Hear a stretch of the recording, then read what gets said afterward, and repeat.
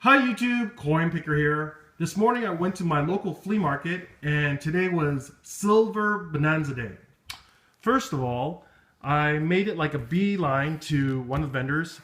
I had um, grabbed a old sign print that had Haida art on it, signed by the artist.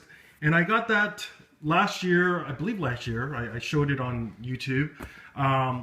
And I got it from like the side of the road, sort of like a yard sale. But one table had stuff that was like totally for free, which I grabbed a lot of stuff. So I traded with one vendor I know for this little silver statue that I've been eyeing for a while. And also had to pay him $5. So gave him a freebie that I had and $5. So not bad. And it's marked here 925. Oops. And some other mark I can't really see well.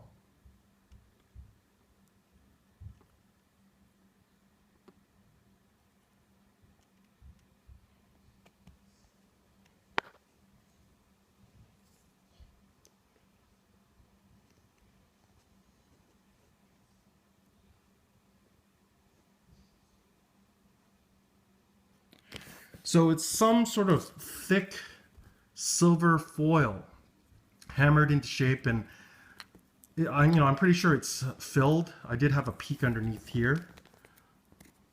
So it's not all silver.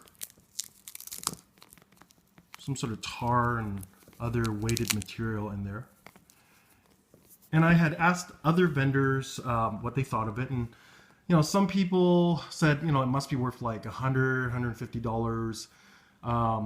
Also that it might have come from some expensive chess piece or a chess set, a piece of a chess set. Who knows? Well, maybe someone out there recognizes it, and most likely made in Europe. But it looks pretty cool, and I know it's filled, but I'll show you how much it weighs. So about 80 grams.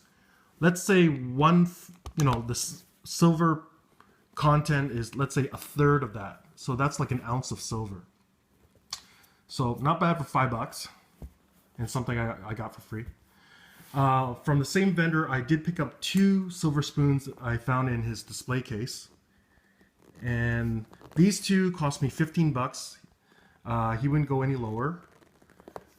This one is made in Canada.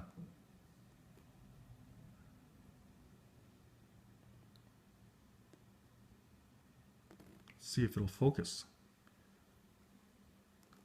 And it has like a totem pole sort of motif. And it says Prince George, BC, which is a town in close to where I live in Vancouver, close to Vancouver. So it says here, Sterling BM company, made in Canada. Let's see how much that weighs.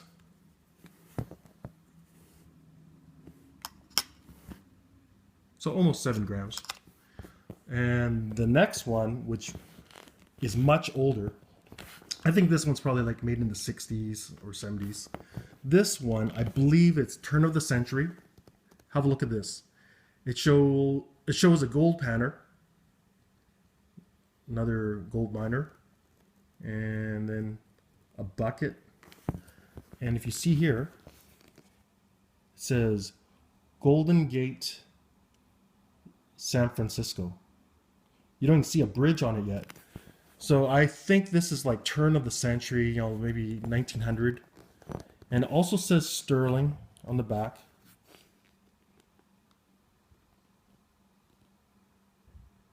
Sterling. No other marks. I didn't notice any. But it looks pretty cool. So $15. This is already like, let's say $5 metal value. But this, I'd say collectible value probably $25, if I'm not mistaken. So not bad. It's like basically half price. And well, I'm just showing you by chronological order. Next, from another vendor further down the aisle. It's funny, I was just going through a bunch of stuff. This lady was going through his stuff first, and it was like mix, bits and pieces, junk, and some jewelry, junk jewelry, and some silver spoons or silver-like spoons. So I waited until the lady moved out of the way, finished up, and then the guy was going, "Oh, you looking for silver? I got silver. Check out that spoon over there." So he pulls out, he points to the spoon. I look at it and it says, not this one, but another one. It says 90. He goes, "Yeah, it's 90% silver." And I go, "No, that's not what it means." I go, "That's 90% silver plating." And all his spoons, they had like scratch marks as if someone was testing out, checking if it was brass underneath, like totally scored. And a lot of them had acid test marks. So I told him, this is not silver. And I go, "Well, how much are your just regular souvenir spoons, not silver?" So he goes, "Oh no, like $2 each." So okay, I went through. It was like only 3 or 4 of them. Found this one.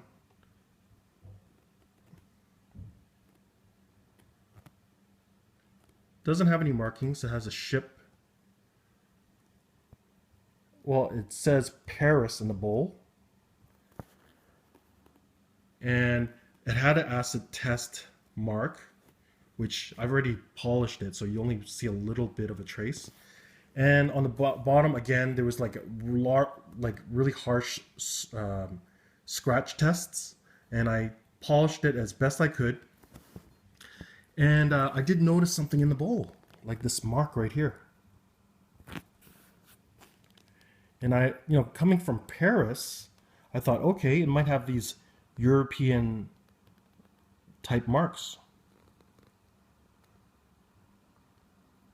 So you see there, oops.